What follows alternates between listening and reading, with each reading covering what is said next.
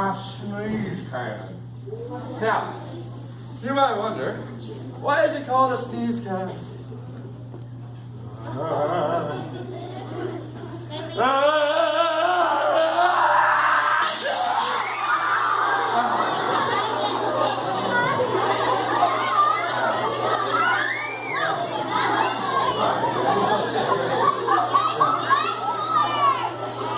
Don't worry, it's just water. That's just water. There we go. There's ice on this thing. There we go. Look. How many of you guys have seen something like this before? If you have either you yourself or a cousin, someone plays airsoft or paintball, you very likely have seen one of these. It's a compressed air canister.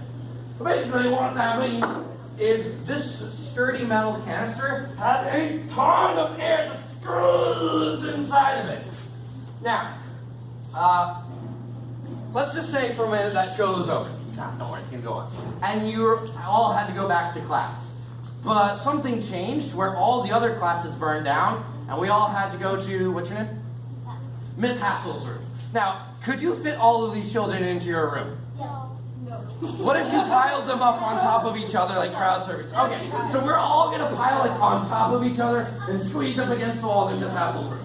Now, that's not very comfortable, is it? No. How do you think the air feels when it's crammed inside of there real tight? It's not good. The little air molecules are like, pull, stop, you know, their elbows sticking in my side. I can't move, there's a fat guy over here. Yeah. So, it's uncomfortable. Well, let's say for a minute that we open the door of your room with all those kids crammed in there. What would happen to all those kids? Yeah, they'd fall out the door. So the same is true for the air. When the air is packed in there, when I pulled the lever on my sneeze cannon, that punched a hole in the end of the metal canister. And the air, which is so tightly packed in there, rushed out into the outside air, which isn't nearly as squeezed as it was inside of there. So inside, we had a high pressure area. Let me tell you what that means. With all of that air in there, it was getting squeezed tightly up against the wall like we would have been in Miss Hassel's class. So the walls were receiving a lot of force from the air being squeezed up against them. So we had a force over a surface. So once again, high pressure. And that high pressure moved to, the air moved from a high pressure area to a low pressure area, the air outside. Does that make sense? So air always moves from high pressure, say it, high pressure, and then it goes to low pressure, say low pressure.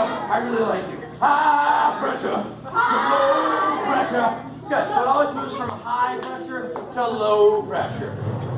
That's going to be important to understand the rest of the crazy stuff that we're about to do, because we're going to be moving into untreaded territory.